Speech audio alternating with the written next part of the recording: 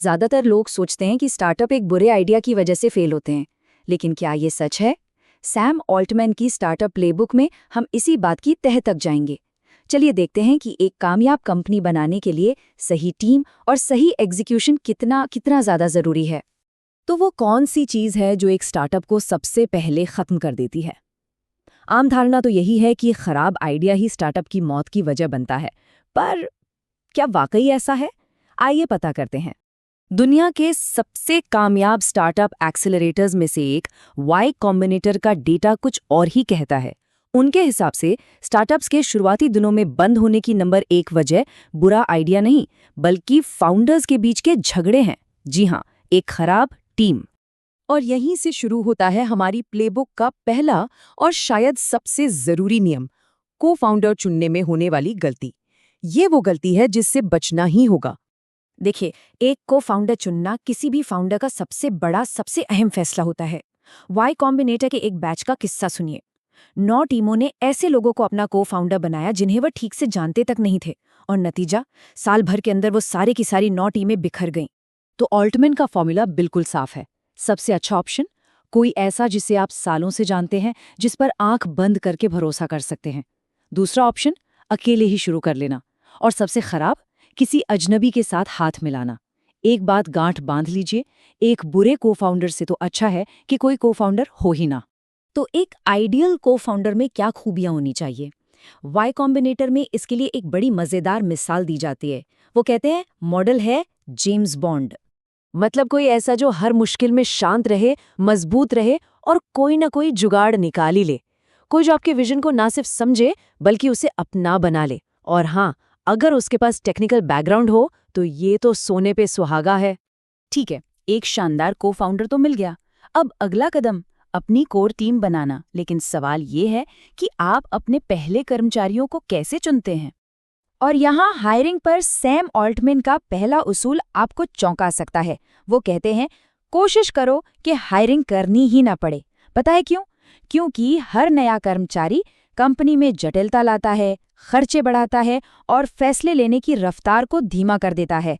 इसलिए हायरिंग को तब तक टालें जब तक सांस लेने के लिए जरूरी ना हो जाए। इस बात की गंभीरता का अंदाजा एयरबीएनबी की कहानी से लगाइए। उन्हें अपना पहला कर्मचारी ढूंढने में 5 महीने लग गए थे। सोचिए जरा, पूरे 5 महीने, क्योंकि वो जानते थे कि एक भी गलत हायरिंग उनकी कंपनी की कहानी शुरू होने से पहले ही खत्म कर सकती है। पर जब हायर करना ही पड़े तो ऑल्टमैन का ये 3 सवालों वाला फॉर्मूला बड़ा काम का है। पहला, क्या वो स्मार्ट है? दूसरा, क्या वो काम को अंजाम तक पहुंचाते हैं? और तीसरा और सबसे जरूरी, क्या मैं इस इंसान के साथ हर रोज घंटों बिताना पसंद करूंगा? ये सवाल सिर्फ स्किल नहीं, बल्कि कल्चर और केमिस्ट्री को भी परखते हैं। और जब आपको ऐसे सही लोग मिल जाएं, तो दिल बड़ा रखिए। ऑल्टमैन की सलाह है कि पहले 10 कर्मचारियों को कंपनी का लगभग 10% हिस्सा दिया जाना चाहिए। क्यों? क्योंकि शुरुआती कर्मचारी सिर्फ नौकरी नहीं करते, वो आपके साथ मिलकर कंपनी बनाते हैं। तो निवेशकों से ज्यादा उन पर दाव लगाना हमेशा सही रहता है। मार्क ज़करबर्ग की ये बात तो इस पर मुहर लगा देती है। वो कहते हैं, मैं ऐसे लोगों को काम पर रखने की कोशिश करता हूं जिन्हें रिपोर्ट करने में मुझे खुशी होगी अगर कभी भूमिकाएं बदल जाएं। जरा सोचिए, ये एक बहुत ऊंचा स्टैंडर्ड है, पर महान टीमें ऐसे ही बनती हैं। चलिए, सही लोग तो आ गए, लेकिन ये तो सिर्फ आधी जंग है। असली जादू इस बात में है कि ये लोग मिलकर काम कैसे करते हैं। अब बात करते हैं एक एग्जीक्यूशन मशीन बनने की। एक सीईओ के 5 मुख्य काम होते हैं: विजन सेट करना, पैसा जुटाना, कंपनी का प्रचार करना और टीम को हायर और मैनेज करना। ये 4 तो सब जानते हैं, लेकिन जो 5वां काम है ना, वही एक अच्छी और एक महान कंपनी के बीच का फर्क तय करता है।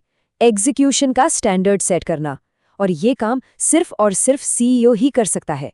एग्जीक्यूशन का मतलब है असली काम पर फोकस करना। असली काम क्या है? आपकी टॉप 2-3 प्राथमिकताएं, जैसे प्रोडक्ट बनाना, यूजर्स से लगातार बात करना। और नकली काम, कॉन्फ्रेंस में जाना, एडवाइजर्स की फौज खड़ी करना। ये वो काम है जो जरूरी लगते हैं पर होते नहीं। खुद से पूछिए, मेरा ज्यादातर वक्त असली काम में जा रहा है या नकली? हेनरी फोर्ड ने बरसों पहले एक कमाल की बात कही थी जो आज भी 100% सच है। वो कहते थे कि डरने लायक कॉम्पिटिटर वो है जिसे आपकी कोई परवाह ही नहीं, वो तो बस चुपचाप अपने काम को बेहतर बनाने में लगा है। दूसरों को देखने से बेहतर है अपने अंदर सुधार करना। देखिए, एक स्टार्टअप का सबसे बड़ा फायदा है उसकी काम करने की तेज रफ्तार, उसकी लय। यह बिल्कुल रस्सी पर चलने जैसा है। आपको तेजी से आगे तो बढ़ना है, लेकिन क्वालिटी का संतुलन भी बनाए रखना है। स्पीड और क्वालिटी का यही तालमेल एक स्टार्टअप की असली ताकत है। और ये सब कुछ एक आखिरी अनकहे नियम पर आकर जुड़ जाता है, और वो नियम है मोमेंटम का नियम। एक स्टार्टअप में मोमेंटम ही सब कुछ है। इसे वायरल कोएफिशिएंट के उदाहरण से समझिए। अगर ये 0.99 है तो आपका स्टार्टअप धीरे धीरे दम तोड़ देगा। लेकिन अगर ये सिर्फ जरा सा बढ़कर 1.01 हो जाए तो ग्रोथ आसमान छू लेगी। एग्जीक्यूशन में ये छोटा सा फर्क ही कामयाबी और नाकामयाबी के बीच की खाई को पाटता है। ये बिल्कुल एक स्पोर्ट्स टीम की तरह है। जब टीम जीत रही होती है तो हर कोई जोश से भरा होता है और वो जीतते जाते हैं। लेकिन जब एक टीम कुछ समय से जीत नहीं पाती तो उसका मनोबल टूट जाता है और वो हारने लगती है। इसलिए मोमेंटम बनाए रखना आपकी सबसे पहली प्राथमिकता होनी चाहिए। तो ये रही स्टार्टअप प्लेबुक। देखिए, आइडियाज तो आते जाते रहते हैं, मेहनत तो पक्की है, वो कहीं नहीं जाने वाली।